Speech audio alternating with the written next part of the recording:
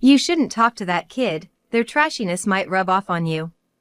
Saying this, a mom from the parent group not only bullied me but also used my daughter to do it. I won't let anyone bully my mom. Seeing this mom's behavior, my angered daughter decided to publicly confront her. I'm Karen Miller, a 32-year-old part-time worker, living with my daughter, Abigail, and my husband. Recently, due to my husband's job transfer, we moved to a new place and started sending Abigail to a new kindergarten. Abigail was initially resistant to changing kindergartens, crying and throwing tantrums about moving, but once we settled in, she adjusted well to her new school. Just as I was getting comfortable with her adaptability, I met Mrs. Jessica Patterson, the mother of a boy named Bob in Abigail's class. Jessica had a dominant personality, always wanting to gather the moms for group activities. I wasn't really into that kind of thing, so I politely declined her invitations while looking for a new job in the area. However, as days went by, it seemed like Jessica took an issue with me and started bullying. I was hoping to have a fresh start in this new place, but felt deeply discouraged. "Good morning, Bob," my daughter greeted. Bob, Jessica's son, returned the greeting with a smile. But standing behind him, Jessica gave me a glaring look and clearly showed her displeasure. "You shouldn't talk to her. Her family is really poor and trashy." "But I always play with Abigail." "Well, you should stop that. I'd be worried if something happened to you, Bob," Jessica said, making a dismissing gesture towards my daughter. Seeing my daughter treated this way made my blood boil, and I glared back at Jessica. She responded with a visible frown and said sarcastically, "Look at that, she's glaring. Scary. Bob, let's go over there." Jessica then took her son's hand and left. My daughter looked up at me, puzzled. "Why can't I play with Bob?" Her innocent question made my heart sink. Seeing my reaction, she tilted her head even more. "I'm sorry, sweetie. It's because I had a disagreement with Bob's mom." "Really?" "Yes." "Bob's mom seems really mad. What did you do, Mom?" "Well, I honestly don't know." Seeing my daughter's confusion made me feel even worse. I thought it was inappropriate for an adult to involve children in their personal quarrels, but it seemed like that's just the way Jessica is. Recently, my daughter had also been on the receiving end of Jessica's animosity, and I was constantly worried if Bob might be mean to her in class. But handling someone like Jessica wasn't going to be easy. After dropping Abigail off at kindergarten, I went back home and did some chores, all the while wondering how I could possibly improve my relationship with Jessica. If things continued this way, it could seriously hurt my daughter. I remembered how it all started a few weeks after we moved. I first met Jessica on the day I took Abigail to her new kindergarten. She said we should get along because our kids were in the same class and invited me to a chat group. Without much thought, I joined the group. When I got home, I sent a message introducing myself. Afterwards, Jessica bombarded me with questions in the group chat, asking where we used to live, what my husband does, the layout of our house, and so on. At first, I answered all her questions, but after a while, I grew uncomfortable and started giving short replies. Towards the end, I think I had been rather curt in my replies. I thought the barrage of questions would finally come to an end and our conversation would be over, but then Jessica, the queen bee of the moms, invited me to a lunch meetup. We have a tradition of gathering every Friday. "Karen, you should definitely join us." I declined Jessica's invitation, saying, "I'm sorry, but I have my part-time job that day." "Oh, come on, can't you work around that?" "I just started this new part-time job, so, as much as I appreciate the invite, I can't make it." "You know, bonding with other moms will be important down the line. It's just once a week, can't you somehow make it?" Despite her persistent approach, I sent another message apologizing and declining. Then, Jessica's tone completely shifted. She became openly displeased, saying, "Considering you live in a detached house, are you so broke that you need that part-time job?" I was shocked to see her message. I denied being financially strained, but she continued with a series of confrontational messages. I thought, if she really wanted to have the lunch so badly, why not just change the day? But Jessica was adamant it had to be on a Friday. Realizing the conversation was going nowhere, I firmly declined once more and ended the conversation. After that, I turned off my notifications and ignored all incoming messages from Jessica. The next day, with trepidation, I opened the group chat. To my relief, the chat had moved on from our exchange, with topics now revolving around gossip about the teacher and other moms. Seeing that, I felt a mix of relief and discomfort, so I decided to just observe the chat interactions from the sidelines. Most of the conversations in the group chat revolved around gossip, so I made a point to only respond when directly addressed. About a month later, I found myself kicked out of the group chat.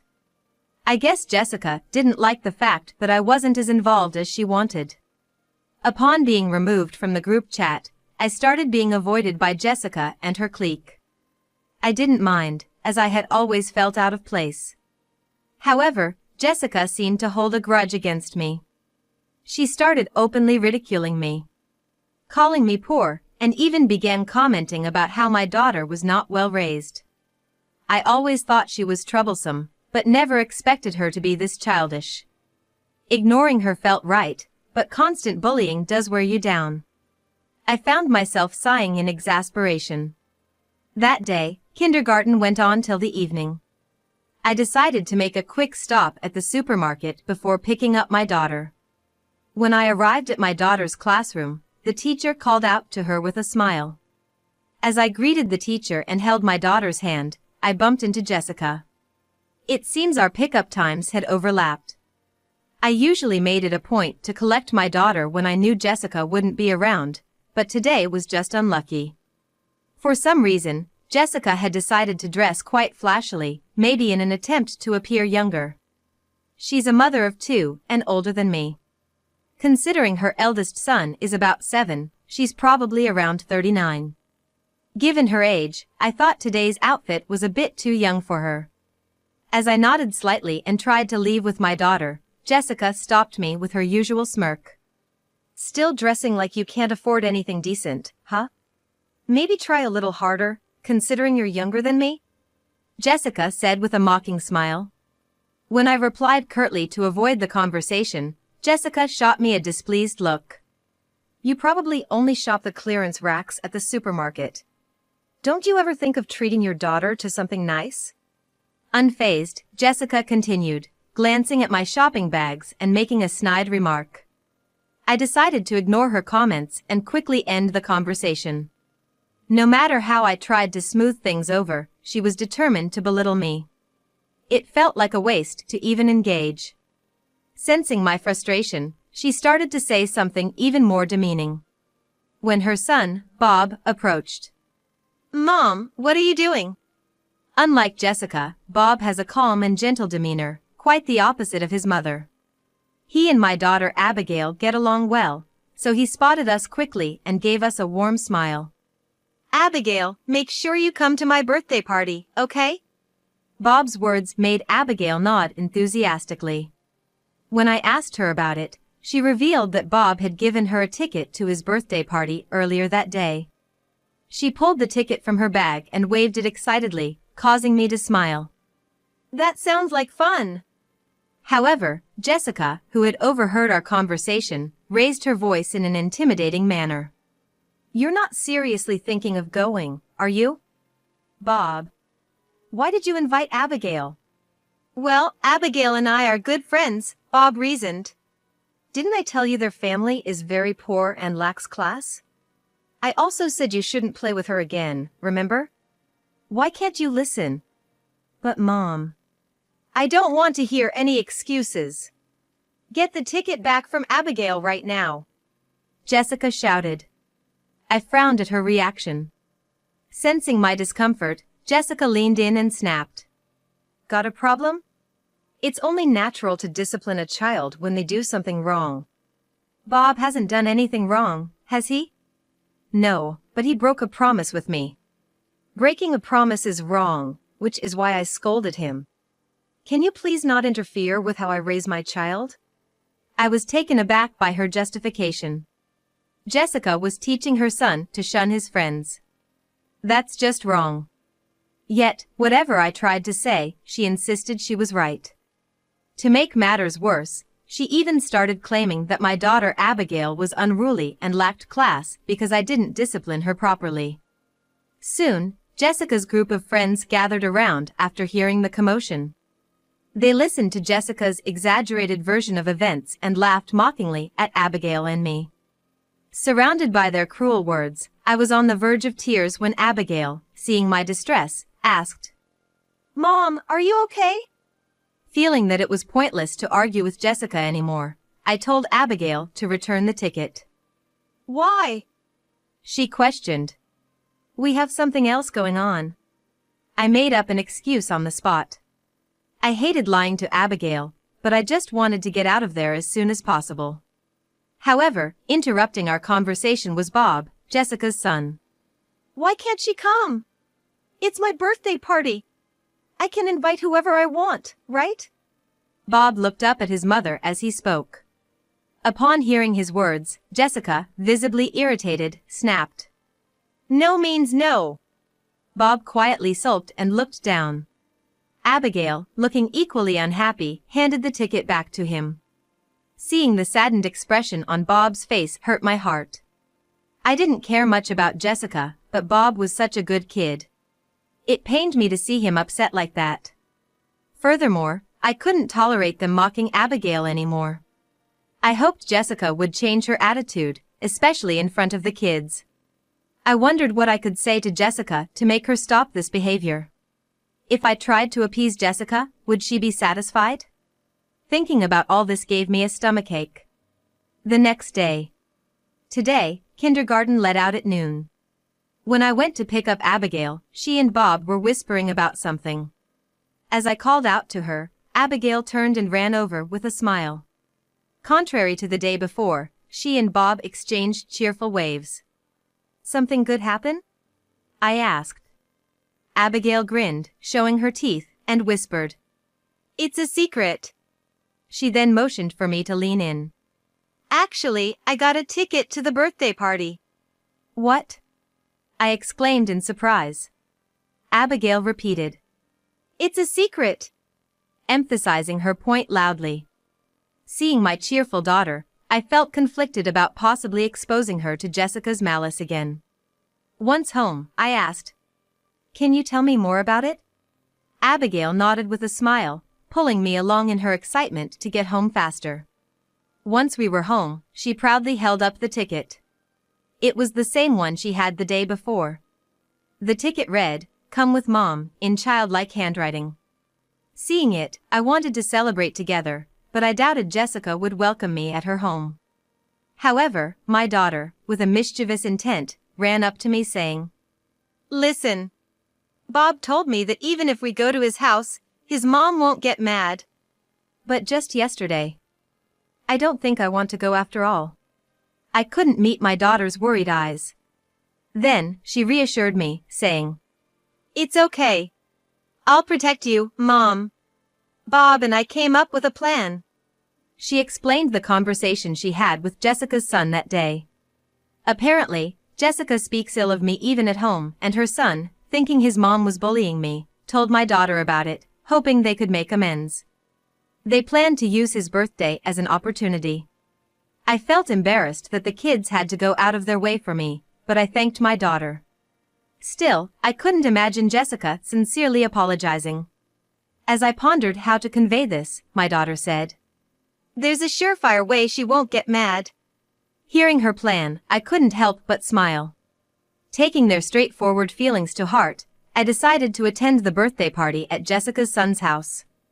On the day of the birthday party, I arrived at Jessica's house. When I rang the doorbell, a camera showed my face, and Jessica appeared, looking displeased. "What do you want?" "I didn't invite you." Quickly, my daughter showed her the ticket. Jessica, with a shocked expression, hysterically shouted, "Did you steal this from my son? I can't believe it." My daughter shook her head, clarifying the misunderstanding. At that moment, Jessica's son came over, having heard the voices. I invited them. I really wanted Abigail to come. Turning away from his irritated mother, he pretended not to hear and welcomed us into the house with a smile. Jessica was frustrated, thinking we were a bad influence. Entering the room, we saw Jessica's entourage already there, whispering among themselves. They probably said we were out of place. Ignoring the gossipy moms, my daughter and I wished Jessica's son happy birthday. Having you here is going to ruin a perfectly good party. Can you leave? Jessica persisted, but her son retorted. It's not your party. While she was exasperated with her disobedient son, he was happily playing with my daughter. Seeing the other kids also having fun, the atmosphere among the mothers became more relaxed. However, Jessica continued to scold loudly. Being in an apartment, she shouted about the noise bothering the neighbors and criticized how the kids were eating. Then, seemingly reaching her limit, she loudly scolded her son. Why aren't you listening to me today? You're not usually like this. What's gotten into you? Were you influenced by them? I told you to stop hanging out with them. Their daughter is uncouth, running around, and she's so stubborn and disrespectful to adults. Directly, Jessica yelled at her son, pointing at us and telling us to evacuate. Jessica's son, looking slightly upset and looking down, finally responded in a loud voice. Today's my birthday, isn't it? You said birthdays were special, and I could do whatever I wanted, didn't you, Mom? He glared at Jessica. Upon hearing this, Jessica's face showed clear surprise. You've always said breaking promises is bad, right? When we were preparing for my birthday, I asked if I could do what I wanted, and we made a promise. Jessica's son said this, looking up at her with a slightly sulky face. Jessica seemed to recall this, and she was lost for words. This was the reason Abigail and Bob believed they couldn't be scolded. At kindergarten, the daughter and Jessica's son talked about a birthday party. At that time, Jessica's son said that a birthday is a special day. Because it's a day where he's the star, Jessica would never get mad. Hearing this, the daughter thought that if it was his birthday, even if she and her mother attended, they wouldn't get scolded. Hearing this, Jessica's son agreed with the daughter, thinking that if he could do whatever he wanted, he could invite any friend he liked, so he invited the daughter. He decided to make a promise with Jessica in advance. Since Jessica had declared before that breaking a promise is bad, he must have believed she wouldn't break it. You said I could do what I wanted on my birthday, but you broke your promise. Mom, Jessica's son said, looking away with a petulant expression. Jessica tried to cover it up. It's not like that. But she was clearly flustered. It's weird for you to be the only one breaking promises. No, it's not that. I was just worried that Abigail might have a bad influence on you, Bob. I mean, since Abigail's mother is careless, Abigail must be rough, right? What if you got hurt? I'd be worried. It's okay. Abigail is always praised. She knows I'm not good at running, so instead of playing tag, she always chooses hide and seek. So, I won't get hurt. Jessica took a deep breath upon hearing her son's words. Pouncing on this, Jessica's son asked, Why do you say mean things to Abigail and her mother? You always say we shouldn't do things that upset others. Abigail said she felt bad the other day because of what you said. Jessica's son looked at his mother with an angry expression. Jessica met his gaze, biting her lower lip with regret. Watching Jessica, I felt oddly satisfied. However, Jessica wasn't delicate enough to run away from this. It wasn't mean. I was just trying to correct Abigail and her group when they did something wrong. What did they do wrong? Abigail's mom ignores us. Since Abigail is raised by a mother like that, she's bound to ignore her friends too. Upon hearing the words, my daughter pouted and said, That's not true. Jessica retorted, You're always talking back. You lack manners. My child is different from you. She plays the piano and studies hard. Hanging out with Abigail, my child might become a bad influence. She pointed at the grand piano in her living room, stating with an air of superiority. You don't know about pianos, do you, Abigail? Haven't seen or touched one, right? You wouldn't be able to sit still. My child is different from you, so stop hanging around her. Quick to respond, my daughter said. I know about them. I can play the piano too. Without hesitation, she sat at the piano and lifted its lid. Jessica, fearing the piano would be damaged, was furious. I assured her. If it gets damaged, we'll compensate. You'll compensate? I won't forget you said that. Jessica sneered, allowing my daughter to proceed. As Jessica glared at her, my daughter began to play the happy birthday song with determination. When she finished, she looked back at Jessica with pride. Jessica stood there, stunned that my daughter could actually play. I always see her playing with toy pianos. I said. She seems to have picked it up from there. Whenever we go to stores, they always let her play. Jessica, with a smug look on her face, snorted and let my daughter do as she pleased. Even though my daughter was being glared at by Jessica, she began to play the happy birthday song with all her heart.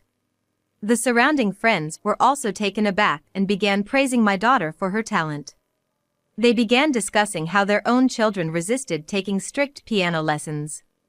My daughter shyly asked Jessica, "Can we play together now?" But Jessica persisted. "Anyone can play that. Even my son Bob can." She made her son sit at the piano. "Go on, play," she ordered. Reluctantly, Bob began to play. But whether it was the pressure or nervousness, he made several mistakes and soon stopped playing. "Why did you stop? You always play so well. Show everyone," Jessica pressed. Bob replied, "I don't want to play anymore," turning away. Seeing this, I tried to intervene. "It's okay, let it be." Jessica, her face red with anger, snapped. "Don't get ahead of yourself. What's the matter? Just because your daughter did well, you're feeling smug? Bob, don't become like Abigail. Showing off is not good." "Is showing off bad? Like the bag you always brag about?" "What? The one you got from some stranger? You're always showing it off," Bob said, dashing to another room to retrieve the bag. "This one, Mom. The one you got from a man I don't know.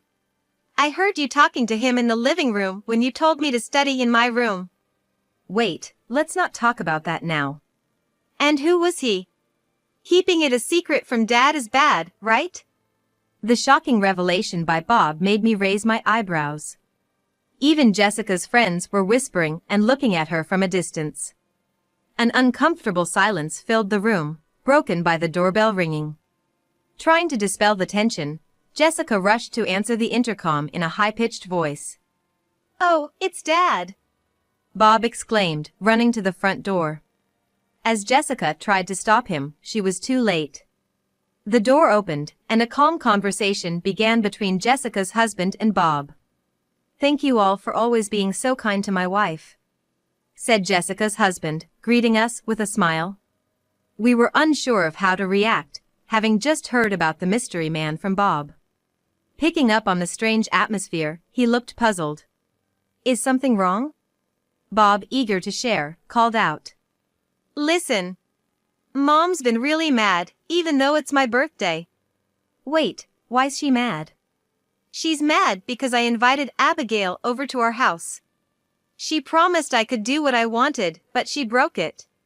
She even got mad when Abigail played Happy Birthday on the piano. She told me not to brag, so I told her about the bag she always brags about and said it's not good," Bob, Jessica's son, said, pointing to a bag thrown on the floor. Jessica, with a pale face, hurriedly picked up the bag, but it was too late. Her husband gave her a suspicious look, examining the bag. "Hey, what's this about? I don't know this bag. Did you buy it?" "No, some guy I don't know gave it to Mom. I only know his voice because whenever he comes over, I'm told to study." Jessica's husband grew increasingly stern at his son's words. Even as Jessica hurriedly tried to explain, her husband just let out an exasperated sigh. I kind of figured something was up. You started wearing unfamiliar clothes and suddenly dressing up more than usual. It seemed off. That's not it. It was for a lunch with my mom friends. You've been spending a lot lately, haven't you? Wearing short skirts and flashy outfits. It was just a lunch at a hotel with my mom friends. Enough with the excuses. I have something to admit. I've been investigating your behavior. I said I was gonna work today, but I actually went to hear the investigation results. I got the paperwork. We need to talk. Jessica looked down, tears forming in her eyes, glaring at her husband and son. You've come to humiliate me too? To mock me in front of everyone? Her face turned red as she clenched her fists. Her husband just shook his head in disbelief. Maybe if you acted more appropriately, you wouldn't feel this way?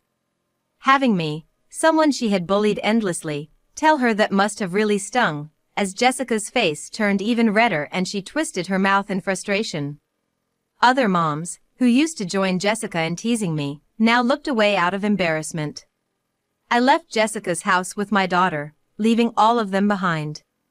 Later on, Jessica was served divorce papers by her husband and was thrown out of their home.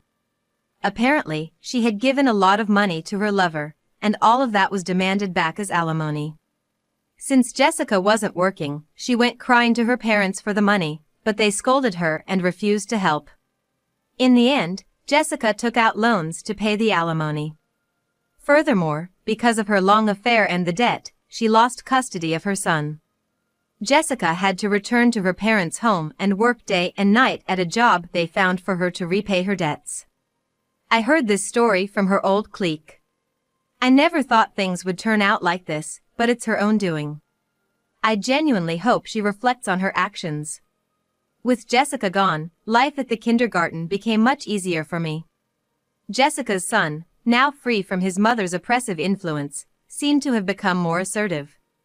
Seeing him play freely with my daughter, holding hands, warmed my heart. I hope the two of them remain close friends in the future.